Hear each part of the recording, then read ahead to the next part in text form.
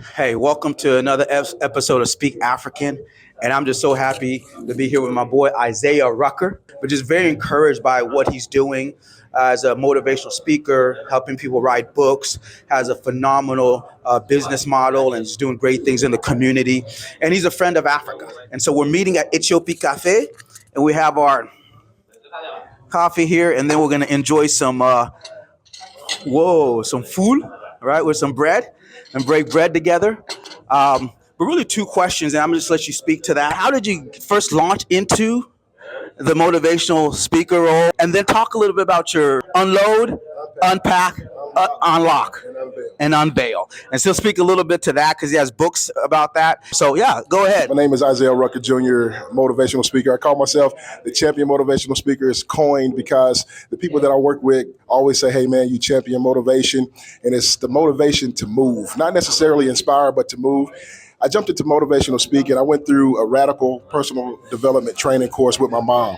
She was training me through a lot of different intricate processes just to look at myself and see what I possess. And what I found out is that I had a whole lot of attributes and abilities that I possess for success. I was working in retail sector for a long time, and I was developing leaders, empowering leaders, helping them make millions of dollars across multiple cities and states.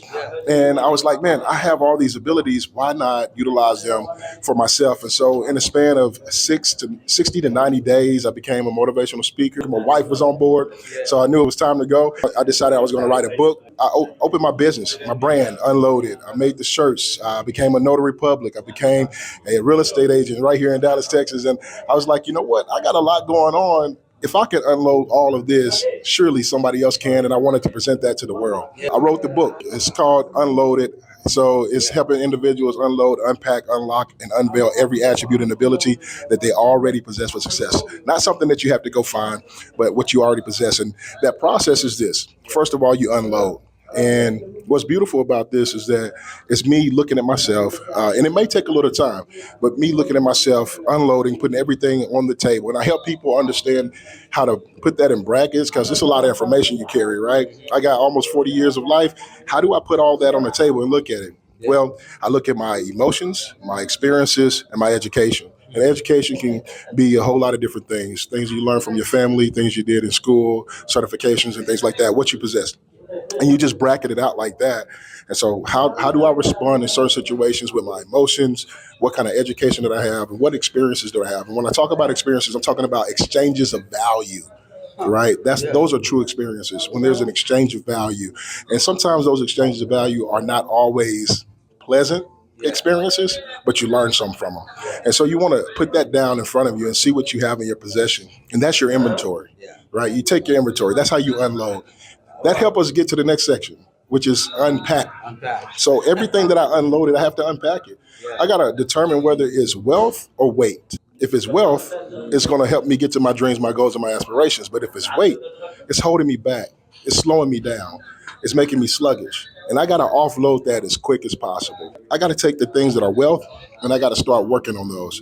And so that helped us move to the next section, which is unlocking. So behind every attribute and ability that you possess for success, there's resources. And those resources are what's going to be very helpful to catapult you to your dreams, your goals, and your aspirations. So whether it's your education, that helps you get there, or whether it's experiences that help you get there, or some emotions. I like to talk about anger because anger, when you're upset, normally you get enraged, right? And I like to tell people when you get upset, some people get this isolated vision where they're focusing on one thing and they put all their energy towards that one thing and they can't see anything else. If you learn how to utilize that and channel that, when I get upset, I like to go to the gym. I like to work out. I can see how big this dude is, man. So when I get upset or angry, I need to offload that in an effective and productive way.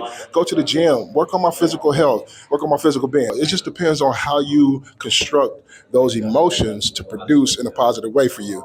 And that's what this process does for us. When you talk about your emotions, when you talk about your experiences and your education, when you unlock those things, there's valuable resources behind it. Once you understand what you have in your possession, once you understand what's wealth and you unlock those things, then you can present yourself to the world. This is the unveiling part. It's a two-part thing. Sometimes we have been blanketed by titles that other people gave, labels that other people have given us. For me, I grew up and around the third grade, I was pipelined into special education. They called me stupid, dumb, retarded. Special education. Yeah, third grade. The first time I experienced summer school, it was crazy, man. Like I was like, they took my summer away, man. Everybody's playing, and I'm going to school. And then they put me in special education. And one of my most humble experiences, my mom, she was in education, she was substitute, and I'm in that class. And what happened was when I was leaving that class to go back to my regular studies, I heard the kids behind me walking, and they said, he's stupid, even though his mom is a teacher. It didn't push me in a place of isolation. It pushed me in a place of solitude where I was like, you know what? I'm going to look at myself. I'm going to work on myself. Just like Superman, right? Yeah. He went to the fortress of solitude, looked at himself, worked on himself internally, started building himself up. And today I'm able to take that experience and project that to the world and say, hey, look, these are things that I've uncovered, I unveiled, and this is who I am. It gave me a unique perspective on life. It gave me a unique insight. It gave me a unique imagination to use and empower others on a day-to-day basis. And sometimes you got to take those labels, remove those labels, understand who you are so you can present yourself to the world adequately and empower others. So once you're able to do that and you present yourself to the world wholly, then you can go get some more information. Add that to the person that you are. You can go get some new experiences and create the times of your life.